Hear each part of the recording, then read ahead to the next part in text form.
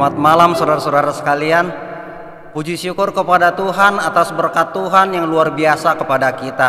Kita telah menyaksikan bahwa janji Tuhan kepada kita yaitu biarpun terjadi wabah, biarpun terjadi musibah, tetapi umat-umat Tuhan yang percaya kepadanya akan senantiasa dilindungi oleh Tuhan.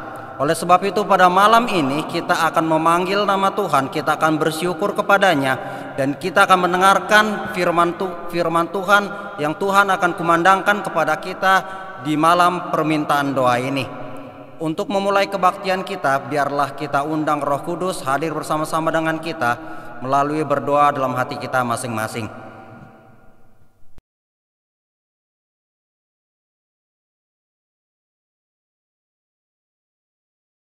Yesus adalah sahabat kita yang setia, bahkan yang paling setia.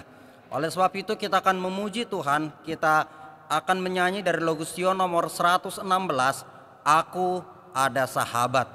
Logus Sion edisi lama 116.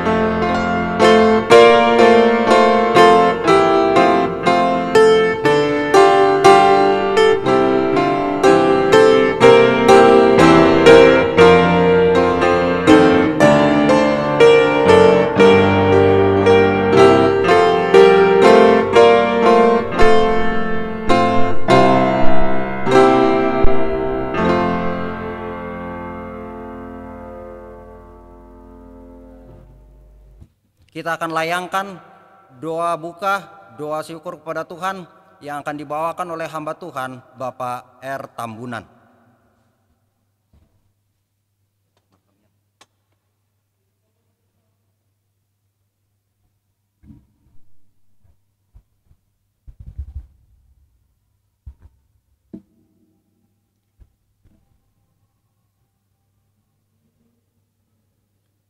Baiklah, mari kita satukan hati kita, kita berdoa.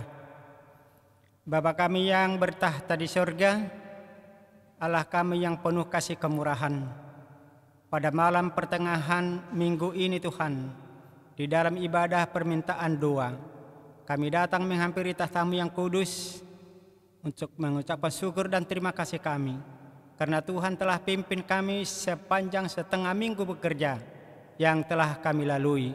Dan pada malam permintaan doa ini Tuhan telah sertai dan berkati kami hingga kami boleh datang bersekutu untuk boleh memuliakan Tuhan.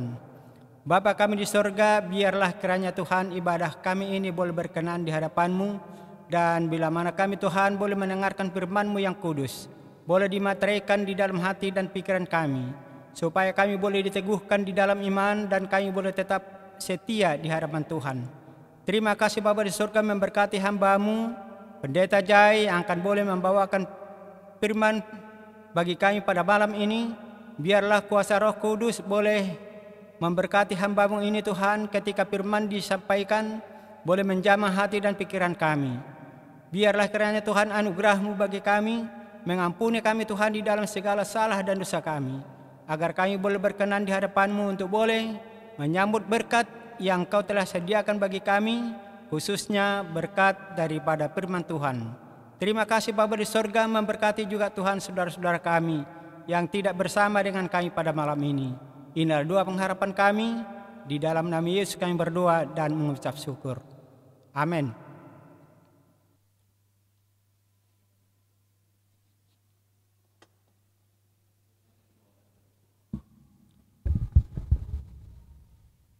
Sesungguhnya firman Tuhan itu adalah pelita bagi kaki kita dan terang bagi jalan kita. Oleh sebab itu kita akan mendengarkan firman Tuhan yang akan dibawakan oleh hamba Tuhan, Gembala Jemaat kita, Pendeta Paul Emerson Zai. Selamat malam saudara-saudara yang kasih. Semoga kita semua dalam keadaan sehat. Dan saat ini kita akan mendengarkan firman Tuhan di malam permintaan doa ini. Namun kita kembali berdoa sejenak. Bapa di sorga, kembali kami datang kepada Tuhan, menyiapkan hati kami, memohon berkat khususnya curahan Roh Kudus-Mu, supaya firman yang kami dengarkan pada malam hari ini membawa hidup kami lebih dekat kepadamu. Urapi hamba-Mu, urapi lidah hamba Tuhan ini. Di dalam nama Yesus kami berdoa. Amin. Saudara yang kasih di dalam Tuhan, posisi kasta di atas dunia ini sangatlah penting. Status ekonomi, jabatan, kekayaan, harta, tahta sangat berpengaruh di atas dunia ini. Saudara-saudara, pada zaman dahulu, kalau ada namanya budak, ada namanya hamba, itu adalah kelas yang paling rendah di hadapan manusia sejaman. Kita tahu bagaimana di negara-negara di benua-benua yang lain mengenai budak, bagaimana mereka berjuang mengenai hak asasi manusia supaya mereka lepas, mereka keluar dari penderitaan dan tekanan orang lain. Dan Yesus datang ke dunia ini. Dia mengambil rupa seperti hamba, menjadi orang yang sangat hina demi untuk keselamatan saudara dan saya. Pada malam ini saya rindu membawa kita kepada satu topik, yaitu hamba dari para hamba. Jadi ini di bawah hamba. Dia bahkan menjadi hamba kepada hamba, saudara, bukan kepada majikan. Di dalam Matius 20 ayat 28, sama seperti anak manusia datang bukan untuk dilayani, melainkan untuk melayani. Saudara-saudaraku, melayani adalah merupakan tugas seorang hamba. Pada waktu Yesus sebelum mengakhiri perjalanannya di atas dunia ini, di dalam Lukas pasal 22 ayat 15 sampai 16, diceritakan bahwa ketika pada waktu menjelang malam, mereka berhimpun di satu tempat. Dikatakan di sini ketika mereka sudah berhimpun di sekeliling meja, Yesus mengatakan dalam nada kesedihan dan mengharukan, "Aku sangat rindu makan Paskah ini bersama-sama dengan kamu sebelum aku menderita. Sebab aku berkata kepadamu, aku tidak akan memakannya lagi sampai beroleh kegenapannya dalam kerajaan Allah. Pada waktu itu, Yesus tahu bahwa harinya sudah dekat. Dia segera akan meninggalkan dunia ini dan kembali kepada Bapa. Dia tahu bahwa pengorbanannya ada yang tidak menerimanya, ada yang tidak peduli.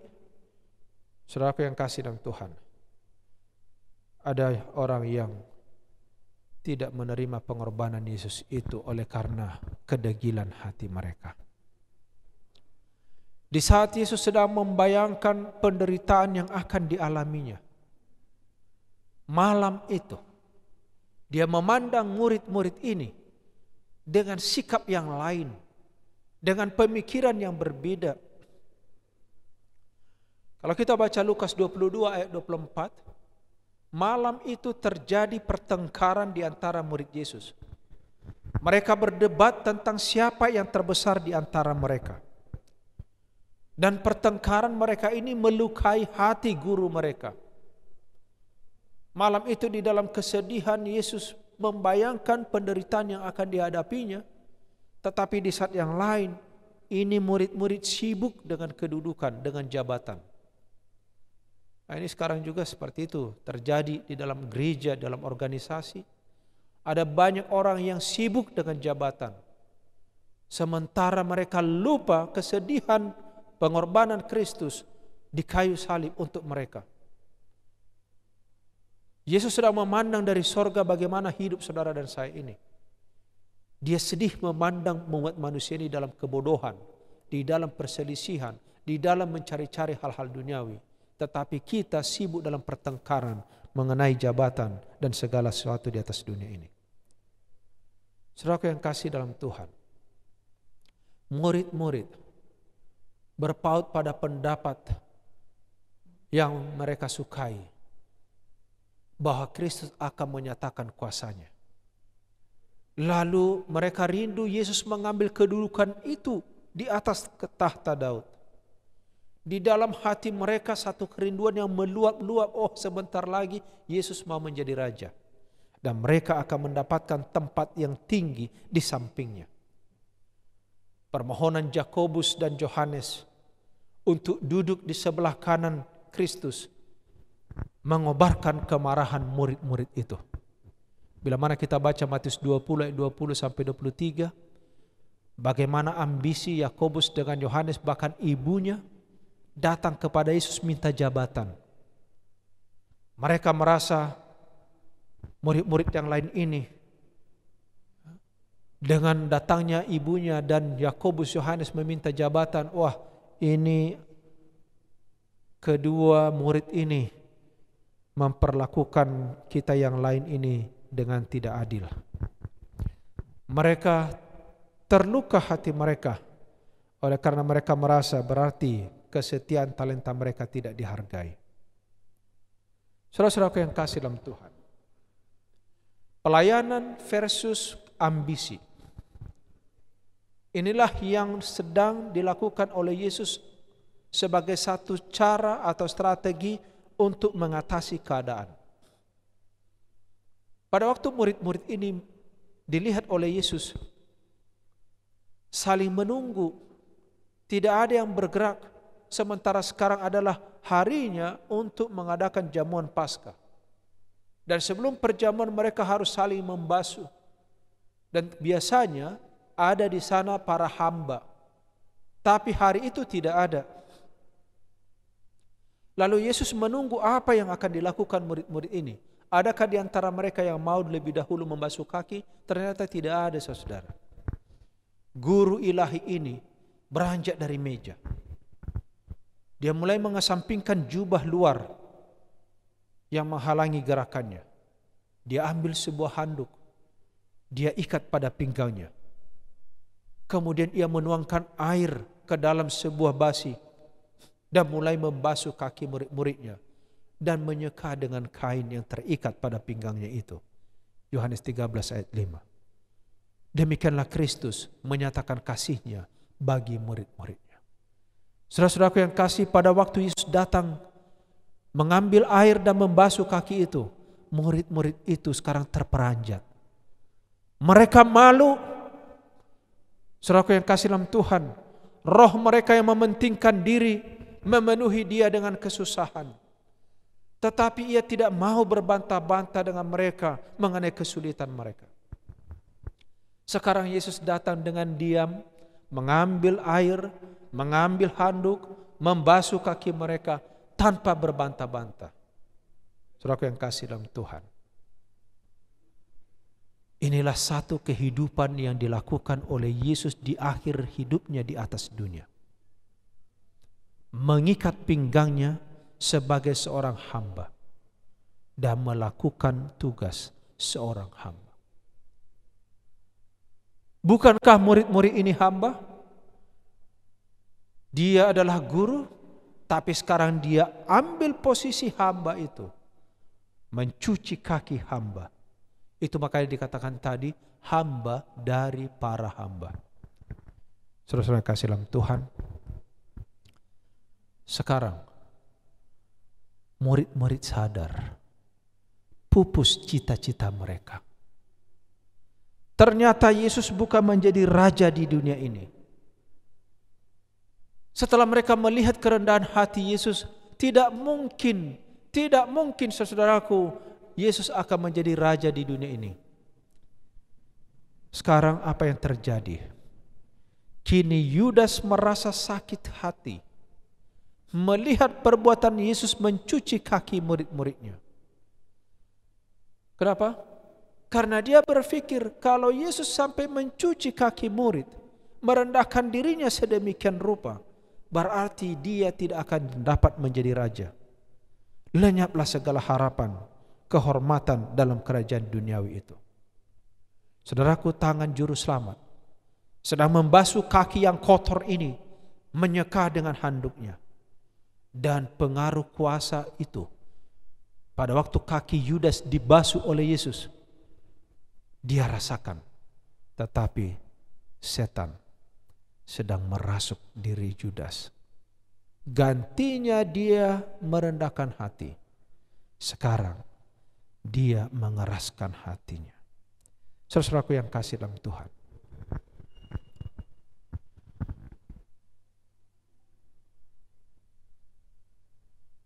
Yesus berkata, "Aku telah memberi satu teladan kepada kamu, supaya kamu juga berbuat sama seperti yang telah kuperbuat kepadamu."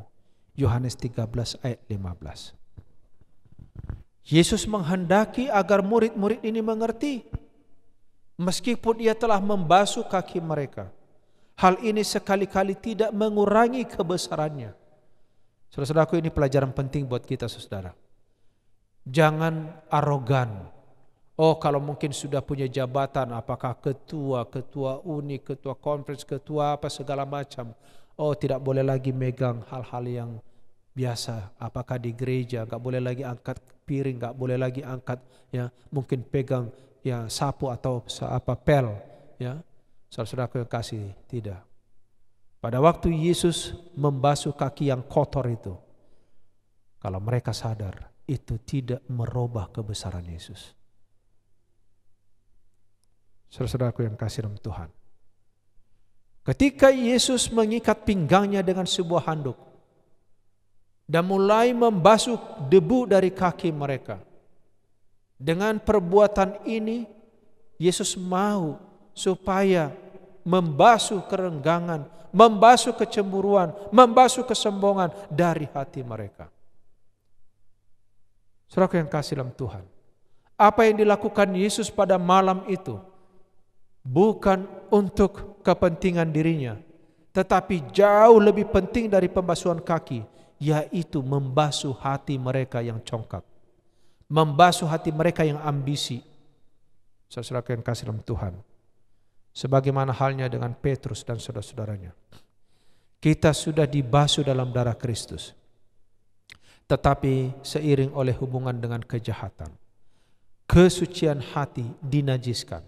Sekarang kita juga harus datang kepada Yesus untuk disucikan. Saudara-saudara yang kasih dalam Tuhan, dikatakan di sini, alangkah menyedihkan bagi Tuhan, perangai kita yang jahat, kekosongan, kesombongan kita. Saudara yang kasih, hanya Tuhanlah yang dapat membasuh saudara dan saya. Hanya darah Yesus yang dapat membersihkan kotoran-kotoran yang ada di dalam kehidupan kita. Itulah sebabnya pada saat ini, saudaraku yang kasih dalam Tuhan, pelajaran yang terus-menerus yang harus disampaikan kepada kita, marilah kita melayani seorang dengan yang lain oleh kasih. Galatia pasal 5 ayat 13. Mari saudara, buang sekarang ini kesombongan, arogan, mementingkan diri, sifat mencela, memfitnah, mengkritik, buang dari saudara. Saatnya kita sekarang ini saudaraku, bukan mau melihat orang lain lebih rendah dari kita. Enggak ada untungnya bagi saudara. Enggak ada untungnya bagi saudara dan saya melihat orang lain jatuh, saudara. Enggak ada untungnya bagi saudara dan saya melihat orang lain menderita, saudara. Kenapa? Karena bila mana kita memiliki pemikiran seperti itu, sebenarnya saudara sedang jatuh, jauh tenggelam di dalam lumpur dosa dan kegelapan. Tuhan mau kita disucikan hati kita. Di dalam membasuh kaki murid-muridnya, Kristus memberikan bukti bahwa ia mau melakukan pelayanan apa saja meskipun hina. Saudara-saudaraku, ada saya tahu di dalam gereja selama saya menjadi gembala, menjadi pendeta, sulit untuk melakukan hal-hal yang kecil, maunya hal-hal yang besar. Ya. Saudara-saudaraku yang kasih, bertobat saudara. Kalau dikasih pelayanan yang kecil, dia rasa hina dia. Apalagi dia sudah punya jabatan mungkin di perusahaan di mana saja. Saudara-saudaraku, hilangkan sifat itu. Ingat Yesus. Kristus waktu membasuh kaki muridnya ini membuktikan ia mau melakukan pekerjaan apa saja yang hina, yang akan menjadikan mereka mewarisi kekayaan kekal bersama-sama dengan dia dari harta surgawi. Panggilan bagi kita pada malam hari ini. Dunia ini penuh dengan orang-orang yang memerlukan pelayanan kita. Yang miskin, yang tidak berdaya, yang tidak berpengetahuan, terdapat di segala tempat. Kita jangan seperti ahli Taurat, saudaraku, imam-imam yang diceritakan oleh Yesus tentang perumpamaan orang Samaria yang baik hati. Banyak di gereja, banyak saudara. Saya tahu, ya, saya alami, saya lihat sendiri, saya saksikan di dalam gereja-gereja yang saya jalani sampai hari ini. Ada orang-orang tertentu yang begitu arogan, tidak mau menyentuh hal-hal yang kalau itu tidak kelihatan di khalayak ramai. Ya. Kalau hanya mungkin pekerjaan, ya, di belakang berdoa, ya. Maunya hanya berdiri di mimbar, berbicara atau di mana, baru mau ambil bagian dengan ya keangkuhan. Saudara-saudaraku yang kasih, bertobat mulai hari ini. Ya, Tuhan mau kita dijamah, disucikan kotoran-kotoran kita. Kotoran yang dimaksud bukan kotoran hanya debu seperti biasa, tidak, tetapi hati kesombongan, kejahatan, keangkuhan kita untuk mau belajar dengan Yesus. Apa dikatakan di sini? Mereka yang sudah berhubungan dengan Kristus di ruangan atas itu, Yesus rindu agar mereka keluar melayani seperti Dia melayani. Dan Yesus patut dilayani oleh semua orang. Dan mereka yang mau mengambil bagian dari sifat-sifat ilahi, mereka akan mendapat bagian dengan Dia dalam kegembiraan melihat jiwa-jiwa yang ditebus. Saudaraku yang kasih dalam Tuhan, Yohanes 13 ayat 15 dan 17. Inilah perintah dan harapan dari Yesus Kristus kepada saudara dan saya. Sebab aku telah memberikan suatu teladan kepada kamu, supaya kamu juga berbuat sama seperti yang telah kuperbuat kepadamu. Inilah maksud pelayanan yang didirikannya. Dan ia berkata, jikalau kamu sudah tahu semua ini, jikalau kamu mengetahui maksud pelajaran ini, berbahagialah kamu jika kamu melakukannya. Saudara-saudara, jadilah hamba bagi para hamba. Inilah panggilan dari Yesus kepada kita pada malam hari ini. Karena setiap orang yang mau selamat harus mengambil bagian menapak jejak Yesus di dalam kehidupannya. Tuhan kiranya memberkati kita. Saudara-saudara yang kasih dalam Tuhan, pada malam hari ini, karena ini adalah malam permintaan doa, kita akan mengadakan doa khusus. Dan saya rindu pada saat kita berdoa, saudara bisa juga menyampaikan doa-doa khusus saudara. Mari kita bertelut, bagi saudara-saudara yang bisa bertelut dimanapun kita berada.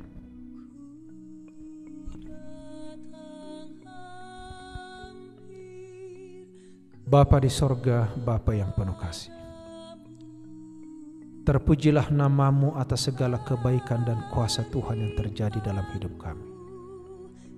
Saat ini kami semua yang mendengarkan firman-Mu, yang beribadah pada malam hari ini, mau datang ke kaki Yesus untuk menyampaikan puji-pujian kami. Terimalah ya Tuhan.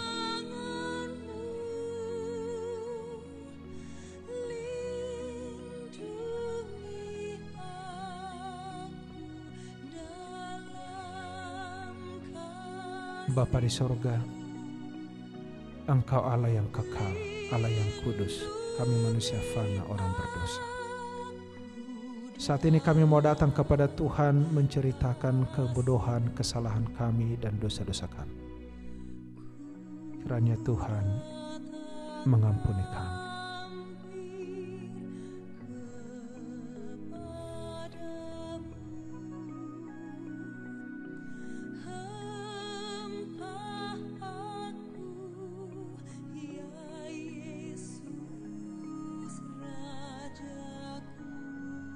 Bapa, Engkau Bapa yang Maha Mendengar. Pada saat ini kami datang kepada Tuhan memohon, terutama adalah kecurahan Roh Kudus Tuhan kepada kami semua. Kami ini manusia tidak mampu Bapa, gelap mata, gelap hati. Tuhan terangi kami dengan kasih karunia-Mu. Biarlah kiranya berkumandang selalu roh-Mu, firman-Mu di dalam pikiran kami. Berkati jemaat-Mu, umat-umat Tuhan yang mendengarkan akan ibadah firman Tuhan. Berkati orang tua, anak-anak, orang muda. Berkati mereka di dalam pekerjaan, berkati mereka di rumah dan di luar. Berkati mereka dalam cita-cita, dalam segala rencana. Yang sakit Tuhan sembuhkan, yang lemah Tuhan kuatkan. Bagi mereka yang sedang berduka berikan penghiburan. Bapa di sorga, kami menyadari hari-hari ini hari-hari yang dahsyat. Kami membutuhkan kuasa Tuhan berlipat ganda mengendalikan hati pikiran kami, hati anak-anak kami, agar kami boleh tetap di dalam naungan Tuhan, di dalam pemeliharaan-Mu menanti kedatangan Yesus yang kedua kali. Dan bila mana ada hal-hal lain yang dirindukan oleh umat-umat Tuhan, Tuhan kiranya sendengkan telinga-Mu.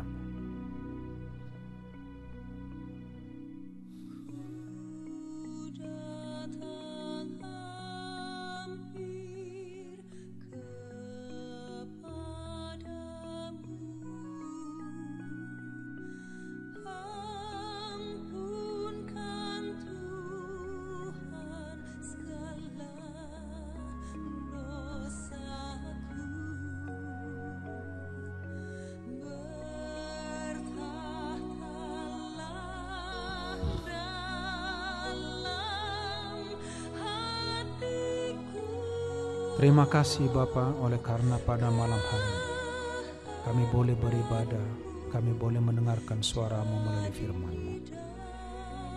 Kami berterima kasih atas kebaikan Tuhan, menjauhkan kami dari segala mara bahaya. Biarlah kiranya seluruh umat-Mu dimanapun berada saat ini, negara kami, pimpinan kami di pemerintahan maupun di organisasi gereja Tuhan, berkati mereka. Terima kasih atas segala janji yang Tuhan sudah berikan bagi kami. dan biarlah Tuhan menyempurnakan. Kiranya kasih karunia Tuhan Yesus, kasih Allah Bapa, persekutuan Roh Kudus memimpin kami, memelihara kami dari sekarang sampai Maranatha. Di dalam nama Yesus kami sambut berkat-Mu. Amin. Kita telah mendengarkan firman Tuhan yang begitu luar biasa, yang kita yakin, yang kita imani akan memberikan kekuatan rohani bagi kita, terlebih di dalam menempuh hidup kita di dalam zaman yang sulit ini. Untuk memuji nama Tuhan atas firman yang telah diberikan kepada kita, biarlah kita bernyanyi dari lagu Sion nomor 130. Lagu Sion edisi lama 130, Aku Jadi Milik-Mu.